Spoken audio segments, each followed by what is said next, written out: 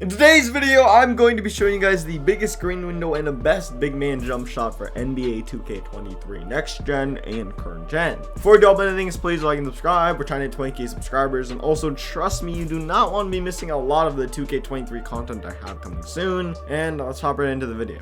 Now, actually, before I do give you guys my jump shot, let me just explain what all of these grades pretty much just mean. First, shot speed. That's pretty much how fast your jump shot is. This is probably the most important in my opinion, because if you have a super slow jump shot, everything's going to be contested. Next, release speed. This is how high the jump shot is released. This is honestly kind of useless. It just makes it more or less difficult for you to get blocked. So like, you can pretty much just ignore this. Defensive immunity. This is pretty much how difficult your jump shot is to contest. And then timing impact. This is probably the most confusing one. Basically what it is just how rewarding your jump shot is. For example, if you have really good timing impact, like A+ timing impact, and you're timing your jump shot well consistently, then you're going to be rewarded for timing your jump shot well consistently. But if you're timing your jump shot incorrectly, then you're also going to be punished more for timing your jump shot incorrectly. Now, if you have a jump shot with lower or worse timing impact, then you're going to be rewarded less for timing your jump shot correctly, while at the same time also being punished less for timing your jump shot incorrectly. So basically, if you're really good at timing your jump shot, you want a jump shot with high timing impact. But if you're not so good at timing your jump shot, you want a jump shot with low timing impact.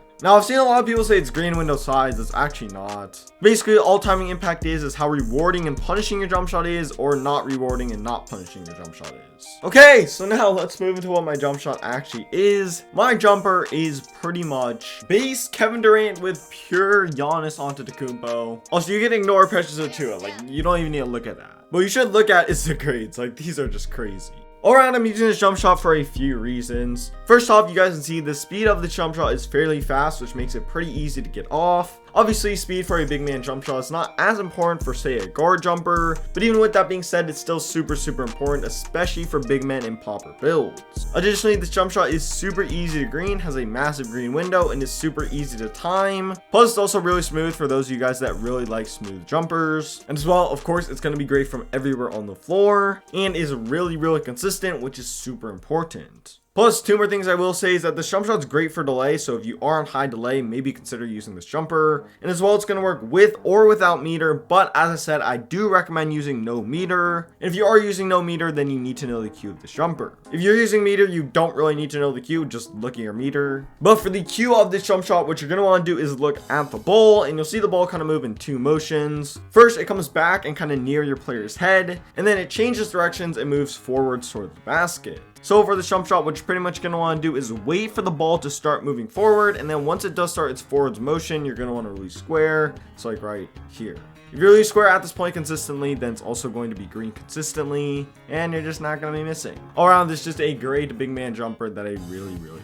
Now, even though I love this jump shot, it might not be the best jump shot for everyone, which is why I feel like I have to give you guys multiple jumpers just in case this one doesn't work well for you. Now, I haven't tried the next jump shots I'm going to show you guys too much, so I won't be able to give you guys as detailed of an explanation as I did with this jumper. But the jump shots I'm about to recommend to you guys are jump shots that I've used either a little bit, or the jump shots that people have recommended to me and have said are super good. So even though I haven't tried them a ton, they're definitely viable options. First jump shot, if you cannot unlock that KD jump shot, is base David Robinson with 55% Giannis Antetokounmpo and 45% Precious Achiuwa. This is honestly just a slightly worse version of the previous jumper. Now for that jump shot, you need an 81 3-point rating, but if you are between a 72 and an 83 point rating, then I'd recommend using base Jonathan Isaac with 80% Marvin Bagley and 20% Jonathan Isaac. For this jump shot, you only need a 72. Now, if you have something even lower than that, honestly, you shouldn't be shooting that much. But if you do have something lower than that, you can run with Chris Boucher and 30% Tyler Cook.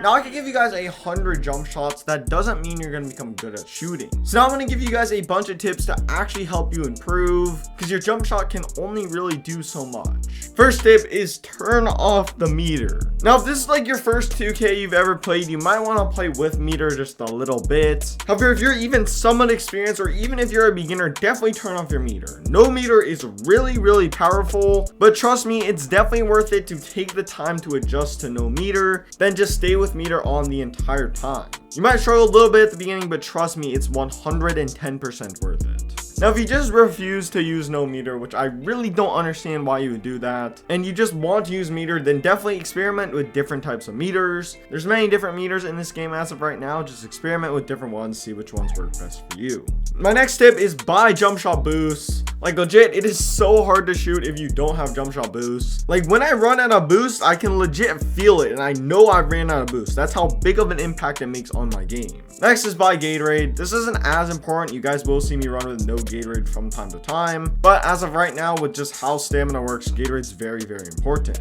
Now for a couple tips that a lot of people don't really know, and these are tips to lower your latency or lower your delay. First thing is refreshing your app. You guys see a lot of comp players do this. Basically what they do is they press the PlayStation button to go to the main menu and then press X again to open up 2K23 once again. Doing this definitely does help with the random lag spikes. And then probably the best tip I'm going to give you guys on this list is buy a monitor. If you're playing on a TV versus playing on a monitor, you're going to be experiencing way more delay. The monitor you buy doesn't have to be anything too crazy. Just make sure it has low input delay and it's 1080p and 60 FPS. Next tip is find a cue. Basically, if you use no meter, you need to know how to time your jump shot correctly, which is where your cue comes into play. What a cue pretty much does is it indicates to you when to release squares so that way you can time your jump shot correctly if you don't have the meter on. For this reason, if you don't have a cue, you just can't green simples that. Now, the last tip I'm going to give you guys is experiment with different jump shots. If you guys know me, I experiment with a ton of different jump shots and I'm constantly changing my jump shot. The more jump shots you experiment with, the more likely you are to find the perfect jump shot for you. Also, 2K does change shooting. So if your jump shot just suddenly doesn't work, maybe just try out a different jumper. Experimentation is definitely key when it comes to shooting.